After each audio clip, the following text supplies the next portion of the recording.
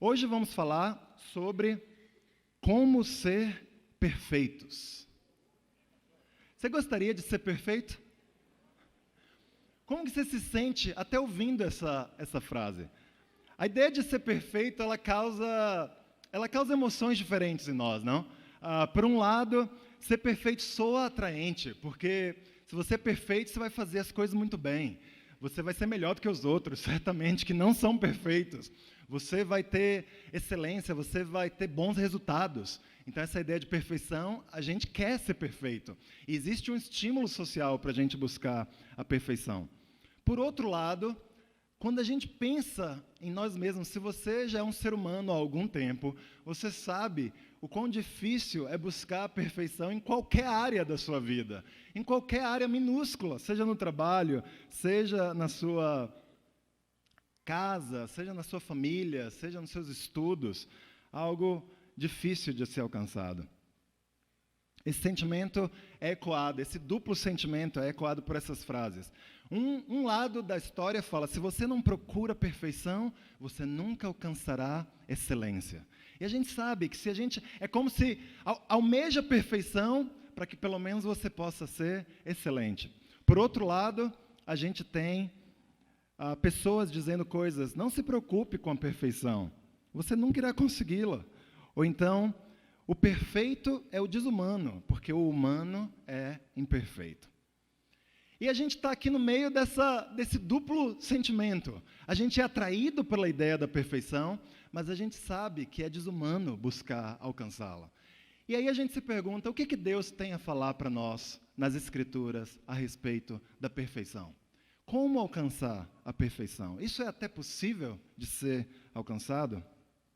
Vamos ver aqui juntos. Vamos abrir. Eu convido você para abrir sua Bíblia, ligar sua Bíblia, ou então acompanhar com a gente aqui na tela. Vamos ler aqui esse versículo em Mateus, capítulo 5, versículo 48, que diz o seguinte: portanto, isso é Jesus falando para nós, portanto, sejam perfeitos, como perfeito é seu Pai Celestial. Bem, se a gente obedecer aqui, a gente vai alcançar a perfeição e vai dar tudo certo. Fim da história, fim da aula. Eu tentei até dar essa versão mais curta da aula para alguns grupos, mas não deu muito resultado. Então a gente vai falar um pouco mais sobre o que esse versículo significa. O que Jesus será que quis dizer ao nos chamar a ser perfeitos? Quando a gente ouve um versículo como Mateus 5, 48, como esse, alguns de nós podemos pensar, bem, a gente pode pensar que Deus está falando o seguinte para nós: se vocês não forem perfeitos, eu não vou ficar do seu lado. Eu não vou ajudar você, eu não vou nem aceitar você se você não for perfeito. E se for isso o que Jesus quis dizer com esse versículo, aí a gente vai sair daqui sem esperança, porque a gente não vai conseguir ser perfeitos. Mas eu não acho que foi isso que Jesus quis dizer para nós. Eu acho que ele disse para nós, nesse versículo, a única ajuda que eu vou dar para vocês é a ajuda de que vocês precisam para serem perfeitos. Pode até ser que vocês queiram menos do que isso, mas eu não vou dar menos do que essa ajuda para vocês. Meu alvo para vocês é a perfeição. E implícito nisso vem um convite. Vocês topam? Você topa andar comigo nessa jornada para você se tornar perfeito? E o meu objetivo aqui hoje é, independente de você ser cristão ou não, independente de você já ter se decidido sobre que fé, que Deus, ou se você vai seguir algum Deus, é que a gente saia daqui inspirados. Ou quer você esteja aqui andando há poucos meses como discípulo, ou há muitos anos como discípulo, que todos nós saiamos daqui inspirados a buscar esse alvo, que eu creio ser possível, para cada um de nós aqui ouvindo isso. Vamos ler adiante. Essa palavra grega que Jesus usou para descrever perfeitos. Não, deixa eu voltar um pouquinho. Essa palavra grega para descrever perfeitos é a palavra teleios no grego. Ela significa perfeito, maduro, finalizado. Com base nisso, a gente pode entender que perfeito não significa não ter nenhum pecado, uma espécie de perfeição moral, mas sim a gente ser perfeitamente maduros, a gente ser pessoas de fato maduras. Deus ter finalizado sua obra em nós. Mas eu creio que essa não é a única maneira da gente pensar sobre esse versículo. E no resto dessa aula aqui, eu quero apresentar para vocês uma outra possibilidade do que esse teleios pode significar. E para isso eu vou contar uma história. Quando eu entrei no emprego onde eu estou atualmente, há uns 15 anos, eu não sabia muito da área técnica onde eu estava me metendo. Eu sou da área de computação e eu fui lá, e eu nunca tinha mexido com aquilo que eu ia fazer naquela área. E eu tinha um amigo lá que conhecia muito, ele era engenheiro de redes e era muito fera no que ele fazia. E aí, vira e mexe, eu precisava ir perguntar para ele alguma coisa. Como faz isso daqui? Como faz aquilo lá? E ele parava o que ele estava fazendo e ele ia me explicar o que eu precisava ouvir. Mas ele não parava aí. Ele me explicava o que eu precisava ouvir, mas ele me falava mais. Ele falava, e você precisa entender que a razão disso ser assim é por causa disso. E ele me dava o fundamento, ele me dava um artigo para eu ler, ele me dava um livro para eu ler, e ele cobrava de mim depois, você leu o livro, você entendeu o princípio? E eu logo descobri, eu não sei se eu quero pedir tanta ajuda assim desse amigo meu, porque eu estou pedindo uma mão e ele me dá o braço, e o preço é alto de pedir ajuda desse meu amigo. Mas quando eu paro para pensar em Deus, eu acredito que Deus é bem parecido com esse amigo meu, em vários aspectos. Deus, Ele dá aquilo. Muitas pessoas, muitos de nós, procuramos a Deus em algum momento da nossa vida porque a gente estava precisando de uma ajuda específica, não é verdade? A gente tinha alguma área da nossa vida que a gente via que não estava batendo. Ou talvez você esteja aqui hoje, se aceitou o convite de alguém para vir aqui, porque tem alguma área na sua vida onde você está querendo ajuda, onde você vê que, puxa, isso daqui não está funcionando, eu preciso buscar algo diferente. E Deus não tem problema, Ele vai e nos ajuda naquela área onde a gente está precisando de ajuda. E assim foi com muitos de nós. Mas aí Deus não se contenta em parar aí. Ele conserta aquela área onde a gente está pedindo ajuda, mas ele continua. Ele fala, eu acho que eu vou consertar essa parte do braço também. Seu cotovelo podia melhorar um pouquinho. E ele vai, e ele continua, e de repente a gente está lá, eu não pedi ajuda nessa área da minha vida. Eu só queria o conserto aqui da mão. Foi isso que eu vim para o Senhor pedindo. Mas Deus, Ele quer lidar com o todo em nossa vida. Deus quer mostrar para nós coisas erradas e males em nossos corações, de que a gente nem sabe a respeito. E Ele quer consertar áreas da nossa vida que a gente nem tem consciência que estão erradas. O padrão de Jesus, em outras palavras, é alto. Se Jesus só falasse, sejam perfeitos, isso já seria algo inatingível. Mas ele acrescenta, ele fala, sejam perfeitos, como é perfeito o Pai Celestial de vocês. É como se houvesse um nível de perfeição mais alto ainda. Não basta só ser perfeito, é como Deus é perfeito. E não se engane, é como se Jesus estivesse dizendo, se você deixar eu trabalhar na sua vida, eu vou tornar você perfeito. Se você me der permissão para agir em seu coração, eu vou levar você até o fim dessa jornada. Você tem a liberdade de não seguir adiante. Você tem a liberdade de parar esse processo. E se você quiser, você pode afastar Deus de você.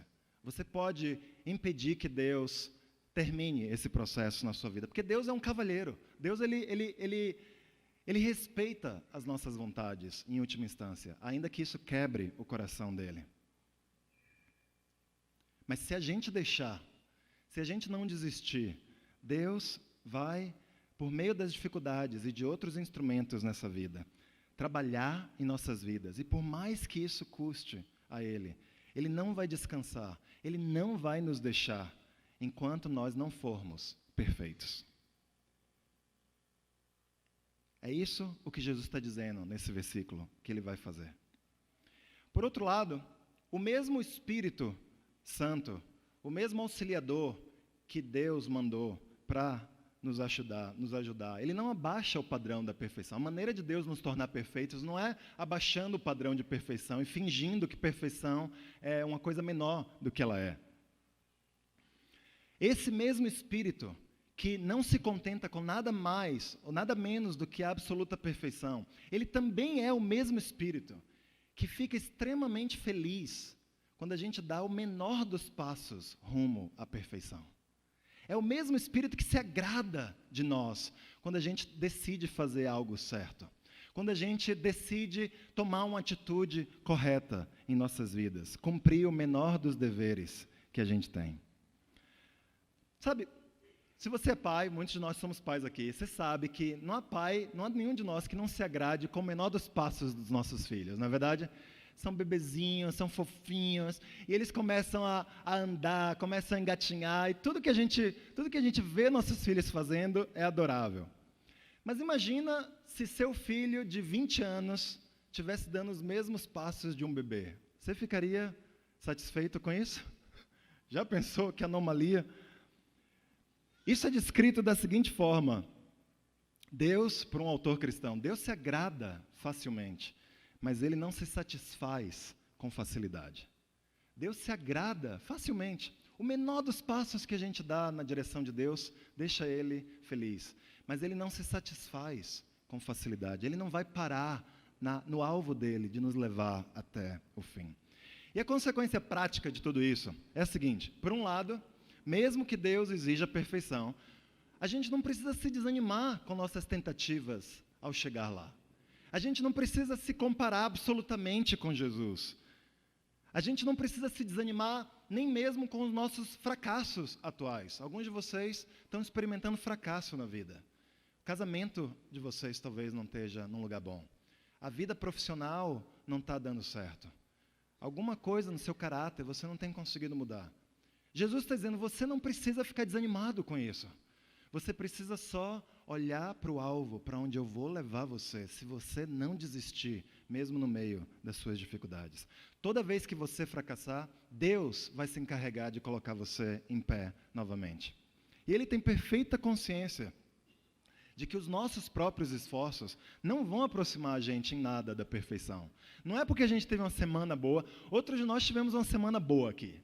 Na verdade, a gente foi ao camp, e a gente voltou, eu quero ir à igreja, eu quero aprender mais de Deus, eu estou super empolgado, e é ótimo se sentir assim, não é verdade? Mas não é uma semana que você teve dessa forma que vai deixar você mais aceito aos olhos de Deus. Não é a vitória que a gente tem de vez em quando que nos leva a um lugar melhor. É Deus que se encarrega, tanto nos momentos bons como nos momentos ruins, de nos levar adiante, se a gente não desistir. Ou seja, a gente não vai ser mais agradável a Deus quando a gente superar uma luta do que já somos agora, enquanto a gente ainda não superou essas lutas. E por outro lado, a gente precisa saber que desde o princípio, a meta rumo à qual Deus quer nos levar, ela é absoluta. Não existe nenhum poder no universo, exceto você mesmo, que pode impedir Deus de levar você rumo a essa meta. Porque se a gente não lembrar disso, a certa altura, os instrumentos que Deus vai usar para trabalhar em nossa vida vão ser tão dolorosos que a gente vai desanimar. Se a gente não lembrar de que Deus é o responsável por nos levar lá, a gente vai ficar sem forças para seguir adiante, porque as coisas vão ficar difíceis nessa vida. Inclusive se nós formos cristãos, inclusive se a gente tiver uma fé em Jesus Cristo. Quando a gente se torna cristão, quando a gente se tornou cristão, em geral, a gente conquista várias vitórias, não? Vários aqui tiveram essa experiência. A gente venceu muitas coisas difíceis na vida. Aquela alegria, aquela gratidão por ter conhecido a Deus, nos impulsionou a tomar atitudes difíceis na vida. E a gente pediu perdão, a gente foi resolver atitudes desonestas do nosso passado, a gente consertou relacionamentos, a gente se humilhou, e a gente se apresentou diante de Deus. Deus, eu estou aqui, tudo que eu tenho é seu. E aí a gente começa a viver a vida cristã. E Deus vai trabalhando, como a gente falou. A gente consertou a mão, mas aí Deus vai começando a fazer algo no braço, na perna, naquele nariz seu. Em Hebreus 12, versículo 7, as Escrituras colocam isso dessa forma: suportem as dificuldades, recebendo-as como disciplina. Deus os trata como filhos. Ora, qual filho que não é disciplinado por seu pai? Em outras palavras, Deus vai providenciar dificuldades em nossa vida. E quando as dificuldades vierem, é para nós encararmos isso como se fosse a disciplina de um pai amoroso, que está usando as dificuldades para nos moldar. Mas aí a gente começa a estranhar, não, a gente saiu daquele lugar incrível, onde a vida parece ter sido consertada, e aí começam as dificuldades. Ué, era isso que Deus tinha em mente? Eu já não mudei um monte de coisa na vida? Por que eu ainda estou sofrendo? Em outras palavras, a gente está meio que se achando bonzinho. A gente não vê mais a necessidade de Deus continuar trabalhando em nossas vidas, agindo em nossas vidas. A gente até agradeceria bastante se Deus deixasse a gente em paz um pouquinho. Fala, Deus, já deu, já acabou, eu já estou bem, eu já resolvi aquele problema e agora deixa só curtir o Senhor. E isso não acontece só no começo da vida cristã. Isso acontece em vários momentos ao longo da vida cristã. Depois de anos, depois de décadas, Deus parece insistir nesse hábito terrível dele, de não se satisfazer com o nível de espiritualidade que a gente já alcançou. Deus dá o tempo de bonança, mas Ele sempre quer algo mais. Deus se agrada facilmente, mas não se satisfaz com facilidade. Eu liderava, eu tinha me tornado cristão, eu era cristão há 5 meses, e eu recebi um convite para liderar um grupo de 100 pessoas, e eu fiquei super animado, eu falei, uau, que incrível! Tinha motivações boas no meu coração, mas tinha várias ruins também, e eu comecei a liderar aquele grupo. Depois de algumas poucas semanas, eu lembro de falar com o meu mentor espiritual, falar, eu não consigo liderar, eu descobri. Ele começou a perguntar para mim por quê, e eu falando, é muito difícil. Você fala para as pessoas falarem, elas não fazem. Você tem que se preparar, você tem que se dedicar. Eu não consigo fazer isso. E pela primeira vez na vida, eu entendi o papel do sofrimento na vida de um ser humano. Minha conversa naquele dia com meu mentor começou nas páginas da Bíblia com Abraão sendo chamado a sacrificar seu filho. Ela deu um oi a José sofrendo no Egito como escravo. Ela passou pela escravidão de séculos dos israelitas no Egito. Ela deu um aceno a alguns dos profetas chamados por Deus para fazerem coisas difíceis na vida. Ela terminou com Tiago me chamando a me alegrar no meio do sofrimento. E eu saí super inspirado daquela conversa. Eu saí inspirado, uau, então isso tem propósito? Isso aqui é a maneira de Deus de moldar a mim, ou seja, de trabalhar em minha vida para me ajudar a ser mais próximo dele. E ele vai usar o sofrimento para fazer isso. Eu topo. Eu quero passar, se for assim. E a partir daquele dia eu fiquei tão animado com esse conceito, com esse princípio, que eu comecei a orar a Deus. Deus, mande mais sofrimento. Mande mais sofrimento. Até um dia em que eu parei de orar por isso, porque o sofrimento foi além do que minha fé suportava. E eu entendi que Deus ia mandar o sofrimento, quer eu orasse, quer eu não orasse por isso. Bastava eu suportar o sofrimento. Não precisava orar por ele. Um dos principais obstáculos para nós alcançarmos essa perfeição é a gente já estar satisfeito com o que a gente é hoje. A gente pode até achar que a gente não é grande coisa, que já basta... Você não está entendendo, Jorge. Alguns são chamados a serem grandiosos e fazerem coisas extraordinárias. Eu só quero ser um discípulo. Eu só quero vir aqui no culto, cantar minhas canções, cuidar dos meus filhos e ser um bom trabalhador. Basta! Eu sei que não tem ninguém aqui. Todo mundo aqui quer fazer coisas extraordinárias, né? A gente pode até achar que querer coisas extraordinárias é para os orgulhosos. Isso é muito orgulho. Eu sou uma pessoa simples. Mas a questão aqui não é o que eu ou você queremos ser. Se a gente quer coisas grandes ou se a gente se satisfaz com as coisas pequenas. A grande questão aqui é o que Deus quer que você seja. O que Deus sonhou que você fosse quando criou você. Foi Deus que fez a nós. Ele é o inventor. Nós somos a máquina. Ele é o pintor. Nós somos a pintura. Como que a gente pode saber o que Ele quer que nós sejamos? Na verdade, a gente já é algo muito diferente do que a gente um dia foi. Há muito tempo, antes de você e eu nascermos, quando a gente ainda estava lá no útero de nossa mãe, a gente passou por vários estágios, não? A gente era semelhante a um vegetal no começo, depois a gente se tornou mais parecido com um peixe, e aí foi só num estágio posterior que a gente se tornou semelhantes a bebês, de verdade. Imagina se você tivesse tido consciência desses estágios. Imagina se você, ali na barriga quentinha da sua mãe, confortável, comida na boquinha, literalmente, na verdade não literalmente, né, mas não vamos entrar nesse aspecto. Será que se você soubesse o que te aguardava aqui no mundo de fora, será que você teria saído? Será que você teria tomado a decisão de sair da barriga da mãe e vir enfrentar esse mundo do cão?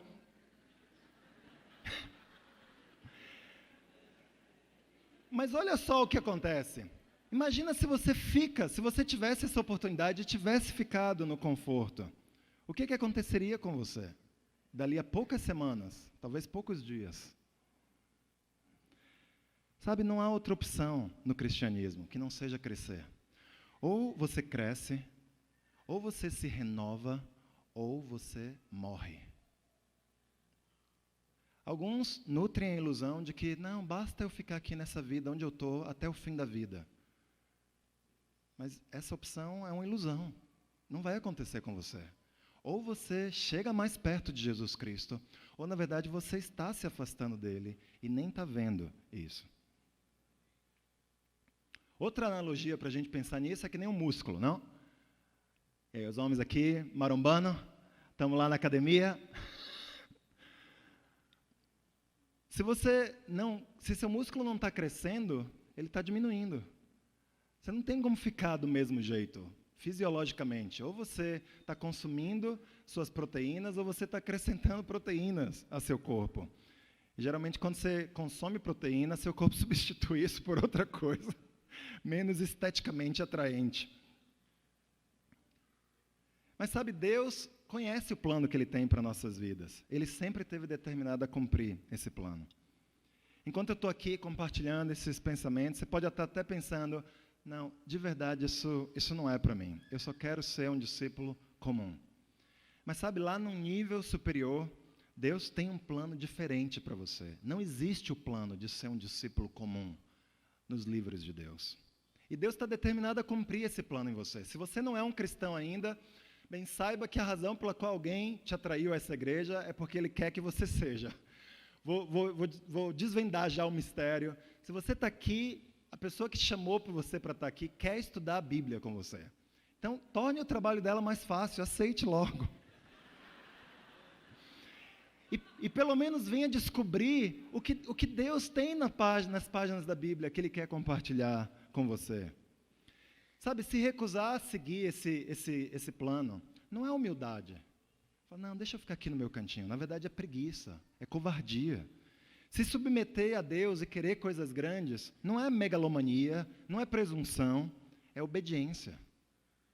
Outra maneira da gente pensar nos dois lados dessa verdade. Por um lado, a gente não deve jamais imaginar que nossos esforços por si só, para a gente ser pessoas boas, para a gente ser pessoas incríveis, que eles vão ser suficientes. Se Deus não sustentar a gente, nenhum de nós vai estar salvo de cometer muitos pecados. Por outro lado, nenhum grau de santidade ou de heroísmo, nem mesmo aqueles alcançados pelos maiores cristãos que já existiram, vai conseguir produzir o que Deus quer em nós. Ou seja, esse trabalho é centrado no que Deus faz por nós. Nenhum de nós deve se orgulhar, porque o principal ator desse processo é Deus. E a tarefa não vai terminar nessa vida, mas Ele pretende levar a gente tão longe quanto possível antes da gente morrer. E é por isso que a gente não deve se surpreender com as dificuldades da vida cristã. Quando um homem se volta para Cristo, quando uma mulher se converte, ele pode pensar que a coisa mais natural do mundo seria sua vida parar de ter problemas. Quando as tribulações chegam, as doenças, os problemas familiares, as dificuldades de relacionamento, a gente se decepciona muitas vezes, não é verdade? Aos olhos da gente, aos olhos limitados da gente, essas coisas foram necessárias antes para trazer a gente para Jesus. Mas agora que eu já estou com Jesus, por que elas continuam acontecendo? Mas Deus está usando essas coisas para ajudar a gente a continuar seguindo em frente e alcançar níveis espirituais que a gente ainda não alcançou.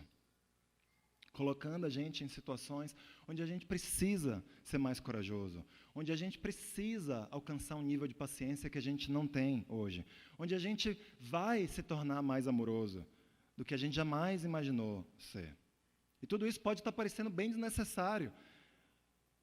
Mas isso é porque a gente ainda não consegue enxergar com esses olhos nossos aquilo em que Deus quer nos transformar. Quero usar essa analogia de uma casa. Imagina você tem uma casa, talvez não tão arrombada como essa, mas sua casa talvez esteja precisando de uma reforma. E aí você economiza, você chama um empreiteiro para vir fazer uma reforma. E aí você fala, olha, o problema da minha casa é esse. Tem goteira aqui, a pintura está ruim. E aí você lista os problemas que você quer que o empreiteiro resolva, certo? E aí o empreiteiro começa a trabalhar e mãos à obra. Martelada, pintura, e as coisas vão se resolvendo. Não tem mais aquela goteira, o chão, o ralo funciona. E aí você fala, uau, essa é a casa dos meus sonhos. Mas aí um belo dia você acorda e você ouve uma marretada. E o empreiteiro está derrubando a parede da sua sala. E você vai e fala, o que você está fazendo? E ele fala, eu estou continuando a reforma que você me contratou para fazer, mas eu não paguei você para derrubar, a minha sala era perfeita. Deus fala, não, eu tenho outros planos para você. E ele começa a mexer na nossa casa, na parede, no colchão, mudar a cor do teto e mudar os móveis de lugar, e a gente fica assustado, falando, eu quero minha casa. Mas Deus está falando, não, você me contratou para fazer a reforma. Eu vou dar uma casa que você jamais imaginou que você teria. Eu vou até o fim nessa reforma. Você não vai habitar numa casa. Eu vou transformar onde você vive num palácio. Sabe, o mandamento, sejam perfeitos, não é uma frase idealista, algo vazio. E também não é um mandamento para que a gente realize o impossível, aquilo que a gente sabe que não é possível realizar. É um convite para nós permitirmos que Deus realize um trabalho maravilhoso em nossas vidas. Ele vai nos transformar, Ele está nos transformando em criaturas capazes de obedecer a esse mandamento. E os que se colocam em suas mãos vão ser perfeitos como Ele é perfeito. Perfeitos em amor, perfeitos em sabedoria, perfeitos em alegria, em beleza, em imortalidade. A mudança não vai se completar nessa vida, porque a morte é um elemento importante do tratamento. A gente não sabe até onde Deus vai levar a gente nesse estágio, nesse processo, antes da nossa vida terminar. Mas a gente sabe que Deus vai fazer isso até o fim. No Salmo 82, versículo 6, Deus diz a nosso respeito. E Jesus repete esse versículo lá no Evangelho de João, capítulo 10, no versículo 34. O Salmo diz assim, vocês são deuses, todos vocês são filhos do Altíssimo. Bem, Deus vai ser fiel às palavras dele. Se a gente deixar Deus agir, e de novo, a gente pode impedir, se a gente quiser, mas se a gente deixar Deus agir, Ele vai fazer mais do mais fraco de nós, do mais pecador de nós. Não importa onde você esteja na vida, onde você já esteve na vida, Deus vai pegar cada um de nós e Deus vai nos transformar em nada menos do que uma espécie de Deus, do que uma espécie de deusa, uma criatura luminosa, radiante, imortal, tomada por uma pulsação tal de energia, de alegria, de sabedoria e de amor, que a gente mal é capaz de imaginar hoje. Um espelho claríssimo e sem mácula, que vai refletir perfeitamente o próprio caráter de Deus, embora, obviamente, com vários graus de escala menor, que vai refletir o poder dele, que vai refletir a bondade, a felicidade infinita de Deus. O processo vai ser longo, por isso vamos segurar firme em nossa cadeira. O processo vai ser doloroso, vai custar de nós, mas é nesse processo que a gente entra quando a gente faz de Jesus o nosso Senhor, o Senhor de nossas vidas. Então eu quero orar conosco agora, para que a gente possa meditar sobre isso.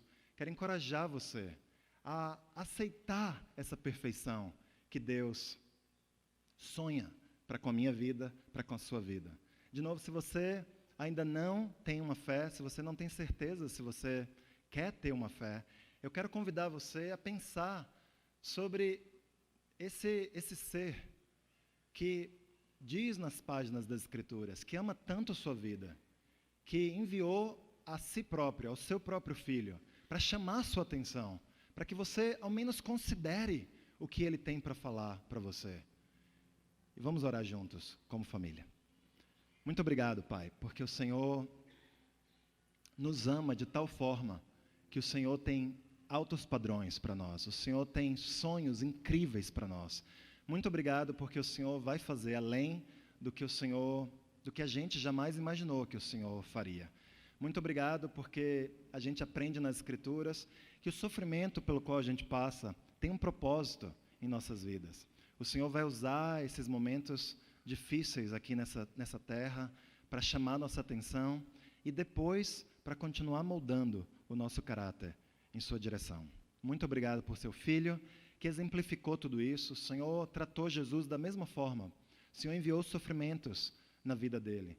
De forma alguma, os sofrimentos são evidência de que o Senhor não nos ama, Pai. Sabemos disso por causa de Jesus, que sofreu tanto nessa vida, e ainda assim foi o Filho amado e literalmente perfeito do Senhor. Muito obrigado por ter esse modelo em nossa frente, como Jesus é, e que saímos daqui decididos e animados a perseguir esse caminho que o Senhor colocou diante de nós. Te oramos em nome de Cristo. Amém. Obrigado, irmãos.